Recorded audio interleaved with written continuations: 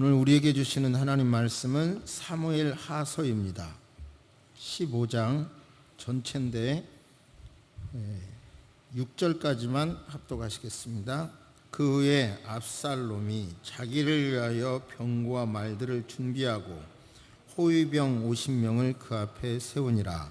압살롬이 일찍 일어나 성문 길 곁에 서서 어떤 사람이든지 송사가 있어 왕에게 재판을 청하러 올 때에 그 사람을 불러 이르되 너는 어느 성읍 사람이냐 하니 그 사람의 대답이 종은 이스라엘 아무 지파에 속하였나이다 하면 압살롬이 그에게 이르기를 보라 내 일이 옳고 바르다마는 내 송사를 들을 사람을 왕께서 세우지 아니하셨다 하고 또 압살롬이 이르기를 내가 이 땅에서 재판관이 되고 누구든지 송사나 재판할 일이 있어 내게로 오는 자에게 내가 정의 베풀기를 원하노라 하고 사람이 가까이 와서 그에게 절하려 하면 압살롬이 손을 펴서 그 사람을 붙들고 그에게 입을 맞추니 이스라엘 무리 중에 왕께 재판을 청하러 오는 자들마다 압살롬의 행함이 이와 같아서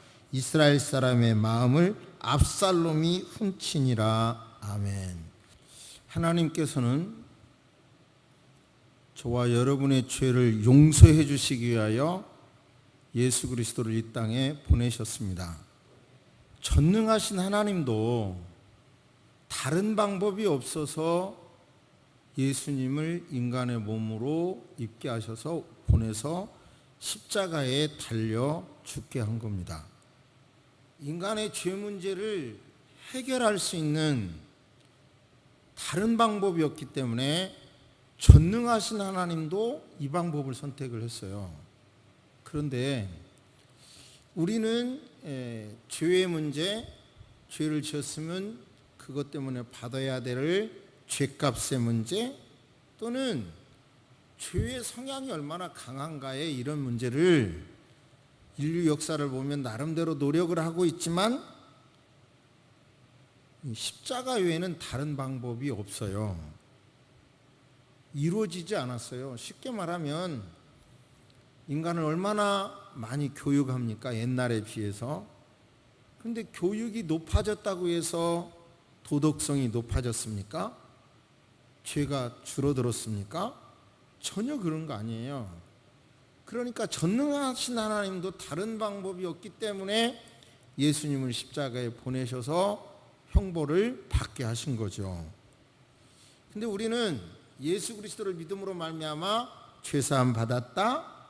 속량, 죄를 지었으면 죄가 묶는 게 있잖아요. 죄를 지었으면 구치소나 감옥에 갇히잖아요. 거기서 풀어주신 거예요, 속량이. 그런데 이상하게 죄는 용서받았지만 죄값은 내가 치러야 된다는 묘한 생각을 갖고 있어요. 그렇게 생각을 미치게 하는 구체적인 성경 내용이 바로 다윗이 밧세바를 범했을 때 나단이 와서 너희 집안에서 칼이 끊어지지 아니하리라 이렇게 선포했잖아요. 그래서 그 다음에 아들도 죽고 압살롬의 반란이 일어나고 이렇게 해석을 하는데 그거가 아니에요. 성경을 그렇게 해석하면 성경 전체 내용이 아니에요. 단순하게 믿읍시다. 죄를 용서하신 하나님은 죄의 값까지, 죄를 지었기 때문에 치러야 할 대가까지 하나님께서 갚아주신 것을 믿으시기를 주의 이름으로 축복합니다. 그러기 위해서는 압살롬이나 이런 문제에 대해서도 새로운 해석이 필요하다는 거고요. 그래서 우리는 지난 2주간에 걸쳐서 아들이 죽은 문제나 불륜 중에 잉태된 아들이 죽은 문제나 그 문제는 원수들에게 비방거리가 되기 때문에 하나님의 섭리로 그렇게 죽게 하셨다. 그리고 또 그 앞에 있는 여러 가지 사건은 다윗의 우유부단이다. 압살롬이 암논을 죽인 것은 다윗의 처세가 우유부단한 것 때문이었다. 대응하지 않은 것 때문이었다. 이렇게 말씀을 드렸고요. 오늘 이제 본격적으로 압살롬이 그 반란을 일으키는 문제는 그럼 어떻게 볼 것이냐 이 문제인데요. 다시요. 죄가 있으면 죄의 형벌 받아야 된다는 생각을 여러분 예수님이 대신 받았다는 믿음을 가지시기를 바랍니다. 그리고 자유하시기를 주의 이름으로 축복합니다. 지금 이런 말씀들이 단순하지만 여러분의 믿음을 확실하게 세우는 말씀이 되기를 바라요. 그 다음에 문제는 인간이 얼마나 악한가, 죄성이 가득한가, 그걸 깨달아야 돼. 그러면 죄성이 있는 이 문제는 어떻게 되는 거냐? 예수 믿고 난 다음에 거듭난 나에게 부인할 수 없는 이 죄성의 문제는 어떻게 할 것이냐를 일단 본문의 압살롬을 통해서 죄성 문제를 인정하게 되시고 하나님의 말씀 안에서 이 문제가 여러분 완벽하게 해결되는, 그래서 깨끗한 믿음, 단순한 믿음을 가짐으로 구원이 주는 기쁨과 감동이 여러분에게 샘솟듯 나오는 말씀이 되시기를 바랍니다. 도대체 압살롬의 사건에서 목사님은 어떻게 저런 설교를 하겠다 하는지 스스로 잠시 한번 생각해 보시기 바랍니다.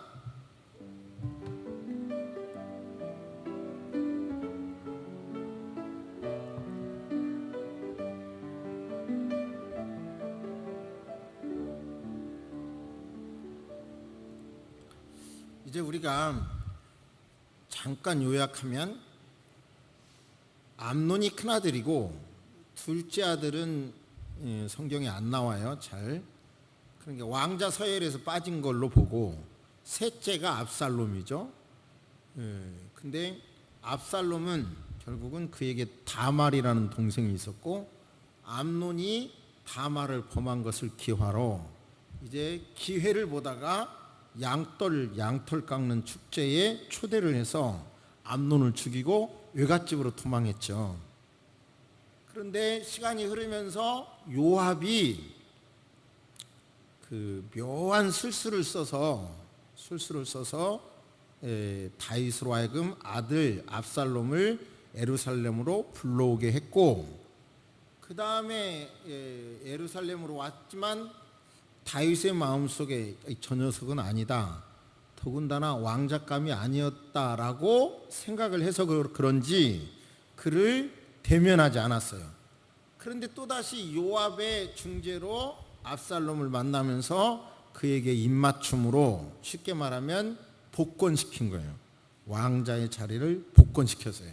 그리고 이제 본문이 시작이 되는데, 복권이 된 후 그 후에 1절 보면 압살롬이 자기를 위하여 병거와 말들을 준비하고 호위병 50명을 그 앞에 세우니라. 1절에 이것이 어떤 행동을 할 때는 그 문화 속에 배경이 있어요. 비슷한 사건이 열왕기상 1장에 보면 핫깃의 아들 아도니아가 스스로 높여서 말하기를 내가 왕이 되리라 하고 자기를 위하여 병거와 기병 그리고 호위병 50명을 세웁니다. 그게 바로 다음 차기 왕이라는 것을 나타내는 거예요. 대외적으로. 지금 이 1절은 아도니아와 같이 똑같이 압살롬이 내가 차기 왕이다를 자꾸 이렇게 드러내는 겁니다. 인간의 지금 죄성이 얼마나 심각한가 보세요.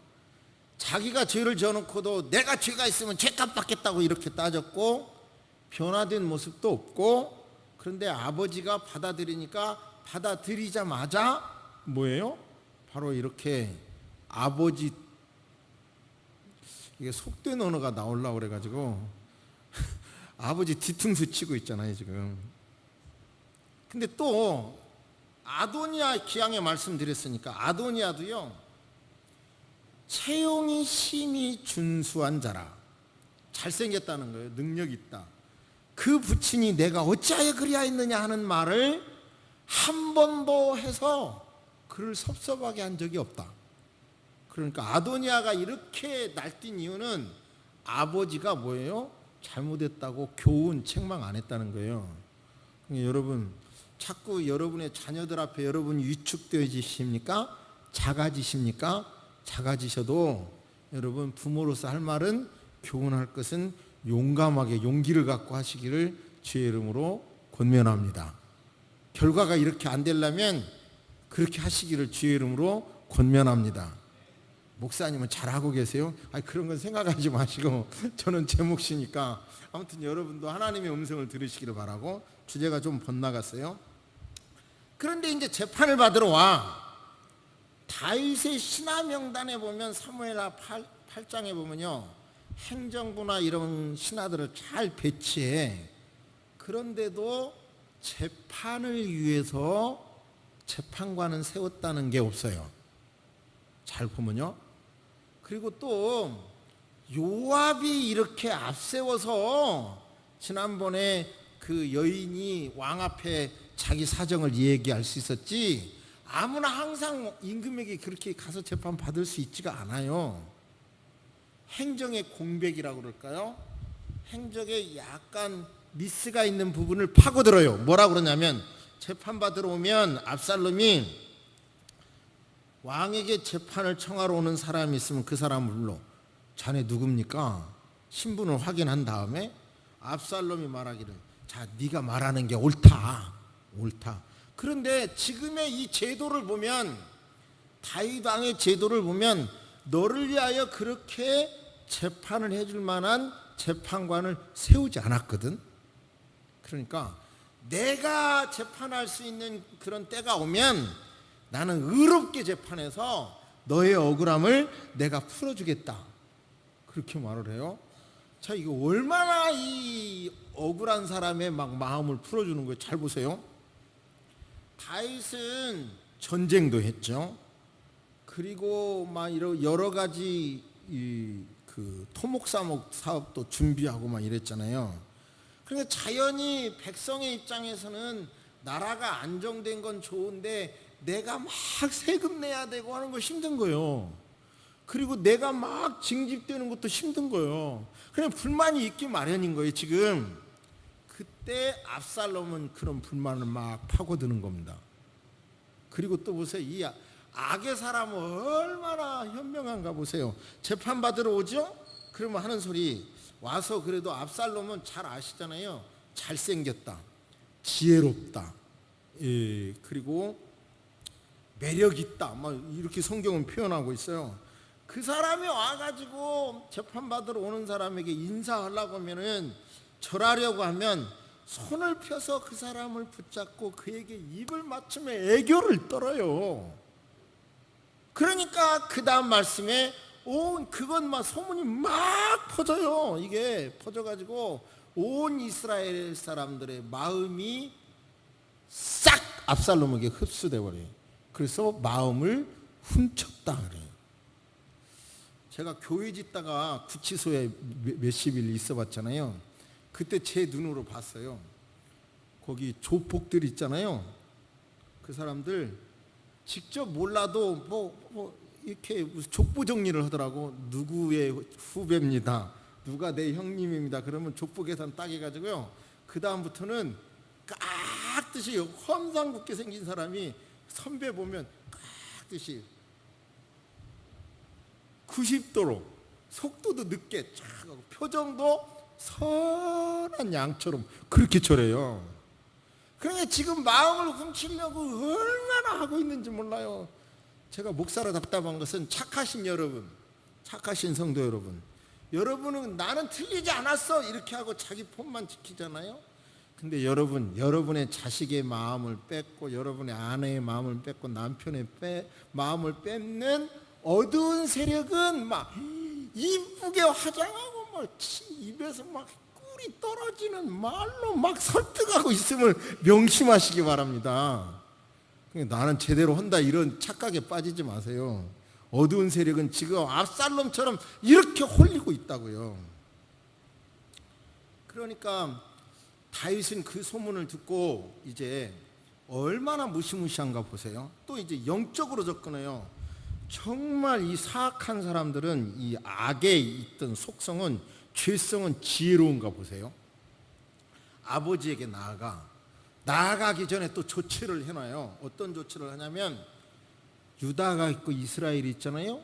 이스라엘의 모든 지파에 첩자를 보내서 사인을 딱 하는 순간 압살롬이 유다의 헤브론에서 왕이 됐다. 나팔 소리와 함께 온 나라 전체 지역에서 압살롬이 헤브론에서 왕이 됐다 선포하라고 하는 거예요. 조직적으로 그렇게 하고, 그 다음에 시간 차이는 정확히 알 수 없지만 다윗의 행정부 안에서 일하는 요인 200명을 딱 설득해 가지고요, 자기가 데리고 갈 준비를 해놔요. 그리고 임금에게 나갑니다. 아버지, 4년이라는 시간에 이렇게 마음을 훔친 다음에요, 7절에 보면 소자가 일찍이 하나님께 서운한 게 있어요. 그 서운을 이룰 수 있도록 헤브론으로 보내주세요. 제가요, 외갓집에 피난가 있을 때 하나님께 서운하기를, 하나님의 은혜로 제가 무사히 예루살렘으로 돌아오게 해주신다면 헤브론에 가서 예배를 드리겠다고 서운했거든요. 보세요, 이 얼마나 기가 막힌 건지, 진짜 머리가 좋은지. 다윗은 그래도 하나님을 경외하는 마음이 있으니까 서운이라는 말, 예배를 하겠다는 말, 이런 말로 아버지를 설득해요. 생각해 보세요. 지난번에 암논을 죽일 때 성에서 약 8km 떨어진 거리에 갔을 때 거기서 형을 죽였다는 사건을 아는데도 나름대로 예배하겠다, 서원을 지키겠다. 그러니까 다윗은 또 우유부단해. 대처하지 않아. 아니, 생각해 보세요. 압살롬의 인간성을 알고 있어, 다윗은. 그리고 백성들의 마음을 이렇게 훔치고 있어. 그리고 점점 여론조사 해보면 압살롬의 인기가 자기를 능가하고 있어요. 그걸 몰랐겠어요. 그런데도 또 헤브론으로 가겠다고 하니까 그래, 잘 다녀와라 그래요. 가자마자, 그는 이제 헤브론으로 가자마자 지금 말씀한 대로 나팔을 불게 하고, 그리고 첩자들이, 각 지파에 흩어진 첩자들이 헤브론에서 압살롬이 왕이 됐다 그렇게 하고요, 자기가 데려간 200명 다윗의 그 행정부 요직들을 못 돌아가게 하고 딱 차단해버려요. 그러니까 다윗의 행정부는 지금 마비가 되는 거예요. 여기까지 들어봐도 얼마나 지혜롭습니까? 그런데 이 지혜로운 악한 속성을 가진 이 사람, 아버지까지라도 이렇게 죽이려고 하는 이 사람, 바로 그게 죄의 속성이에요. 그런데 다윗은 그냥 우유부단하게 대처하고, 그리고 또 뭐예요? 이 도망가는 것도 자세히 보면요, 그렇게 막 급하게 도망가지도 않아요. 그냥 그렇게 정말 알 수 없게 대처해요. 그 결과 어떻게 되냐면 30절에 보면 다윗은 머리를 가리고 울면서 맨발로 올리브산 등성 위에 걸어 올라갔다. 그리고 뒤따라가는 백성도 머리를 가리고 울면서 뒤따라갔다. 그러니까요, 악의 세력의 문제를, 외부에 있는 악의 세력을 대처하지 못하고 내게 있는 악의 세력을 대처하지 못하면 다윗과 같은 영웅이라도, 믿음의 사람이라도 죄송합니다, 이 꼴이 될 수 있다는 것을 명심하시기를 바랍니다. 나에게는 상관없을 겁니다, 그런 말 하지 마시고요.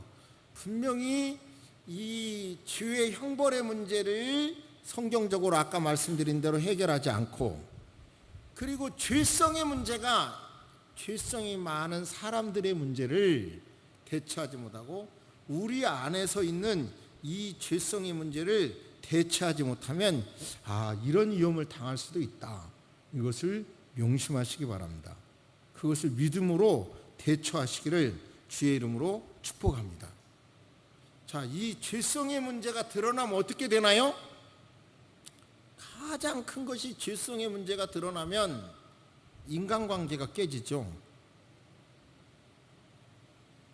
아담, 이브 행복하게 살았어요.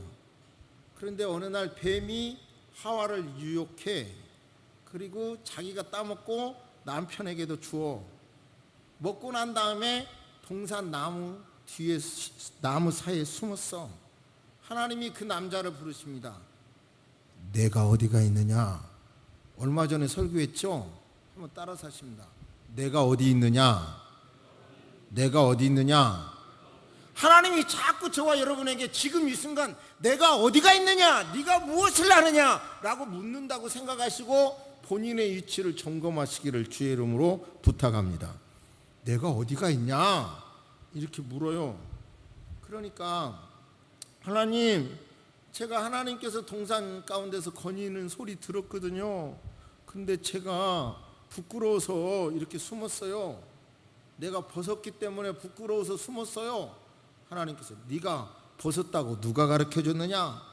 예, 하나님이 먹지 말라고 하셨는데요. 그런데 그거 먹었거든요. 근데 하나님이 함께 살라고 짝지어준 여자가 먹으라고 해서 먹었어요. 여기서부터 인간관계가 깨지잖아요. 죄가 들어오면 뭐가부터 깨져요? 인간관계부터 깨져요. 죄가 들어오면 크게 보면 우리는 병 걸리는 요인도 노화 있죠. 노화. 병 걸리는 요인 세균 때문에 오는 것도 있죠. 그런데 성경은 단순하게 말해요. 그런 모든 질병의 문제도 다는 아니겠지만 죄 때문이라는 거예요.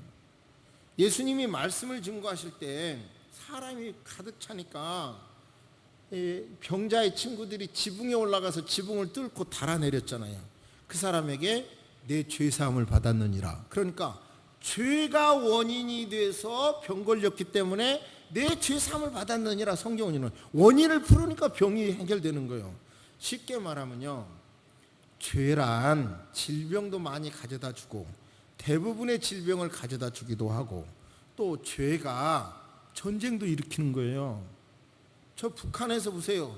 저렇게 수많은 사람이 굶어 죽고 나 자빠져도 굶어 죽어도 어느 저기 저 논문에는 70만이 죽었다고 그러고 이게 보통 사건이 아니에요. 70만이 굶어 죽고 어떤 논문에는 300만이 죽었다. 어느 말이 맞는지 내가 확인은 안 해봤지만 이렇게 굶어 죽어도 핵을 개발했잖아요. 북한은 다 뭐 때문에 그래요? 이치적으로 보면 자기 정권을 유지하기 위한 거고요. 얼마나 죄성이 강하냐고요. 이 죄성의 문제는 다양한 방법으로 우리를 어렵게 합니다. 이 죄성의 문제를 해결하기 위하여 때로는 마음 수련원이라는 데 가서 마음도 닦아보고 때로는 고행도 해보고 별짓 다 하지만 아무리 철학책을 많이 읽고 고전을 읽고 훈련을 받아도 인간의 죄성의 문제는 해결되지 않습니다. 그렇다면 우리는 압살롬 같은 내 옆에 있는 사람들에게 죄성이 나를 공격하지 못하도록 하고 내 안에 있는 죄성이 나를 점령하지 못하도록 죄성의 문제도 해결해야 합니다. 해결하시기를 주의 이름으로 축복합니다. 할렐루야. 이거가 해결돼야 성경이 가르쳐 주신 신앙의 본질이 드러나는 거예요. 지역적인 얘기, 어설픈 얘기로 신앙을 붙잡지 마시고 핵심을 붙잡기를 주의 이름으로 축복합니다. 지금 저는 성경 안에서 가장 핵심적인 내용을 한국의 찬양으로 명쾌하게 정리한 내용이 지금 예배 시작 전에 드린 찬양이라고 생각합니다. 내가 그리스도와 함께 십자가에 못 박혔나니 그런즉 이제 내가 산 것이 아니요 오직 내 안에 예수께서 사신 것이라. 이제 내가 육체 가운데 사는 것은 나를 사랑하사 자기 몸을 버리신, 이건 잘못됐다고, 예수를 위해 사는 것이라. 저는 이게 틀렸고 한번 따라서 하십니다. 예수로 사는 것이라. 예수로 사는 것이라. 예수를 위해 산다? 그것도 별로 그렇게 되지 않아요. 인간은 너무나 자기중심적이기 때문에. 그렇기 때문에 여러분요, 저와 여러분들은 무슨 생각을 해야 되냐면 내가 사는 것이 아니라 내가 예수 그리스도를 믿음으로 말미암아 옛사람은 죽었고 지금 나는 새 사람으로 사는 거야. 예수 믿으면서 가장 많이 들은 소리가 뭐예요? 거듭납니다. 거듭나야 합니다. 이 말이잖아요. 거듭난 사람으로 사는 거야. 그렇게 나의 신분을 분명히 하시기 바랍니다. 조금 더 생각을 해보시고 구체적인 적용의 말씀을 드리겠습니다.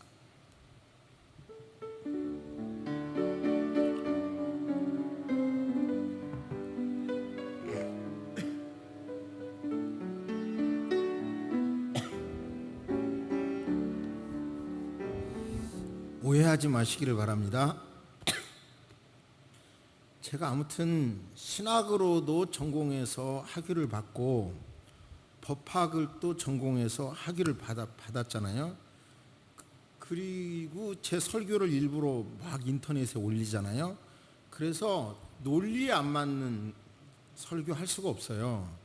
제가 논리에 안 맞거나 성경에 안 맞는 설교를 할 수가 없어요.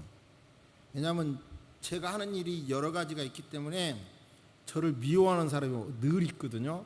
그래서 설교 잘못하면 굉장한 어려움을 제가 당해요.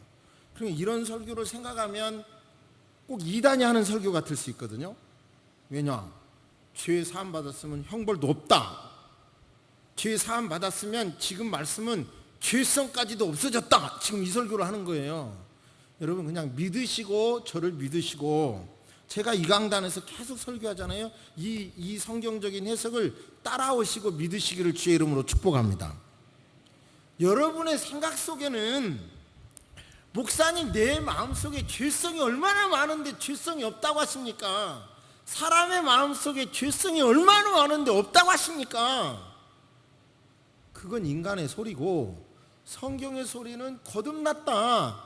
아담으로부터 받은 죄성은 끊어졌고 예수로 받은 죄성으로 거듭났다 이거예요. 여러분이. 자 이제 질문해 봅니다. 여러분의 마음속에 죄성이 있습니까 없습니까? 있어요 없어요? 없다고 해야 된다니까. 있다고 하면 아직도 아담의 후손으로 자리를 잡고 있는 거예요.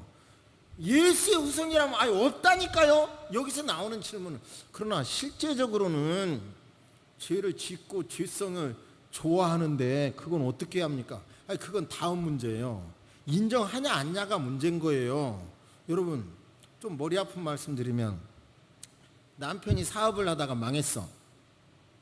근데 재산은 부인으로 된 재산도 있어. 그러면요 대한민국 법도요 남편이 망했으면 남편의 채권자들은 남편 재산만 하라고 그래요. 부인 재산 안 건드려요. 다만 한 가지 가제도구는 하지. 같이 썼으니까. 대한민국 법도 이렇게 명확해지는데 여러분 예수 믿고 나는 예수로 거듭나서 예수의 피로 다시 태어났다. 다시 태어났다고 그렇게 인정을 하시고 그러면 여러분 마귀가 죄성으로 인하여 여러분에게 넘어뜨리지 못할 것이고 죄의 형벌이 여러분에게 미치지 못해요. 아니 남편이 아무리 부도가 나서 재산이 없어도 부인 재산은 못 넣은 건 거예요. 압류 못 한다니까요.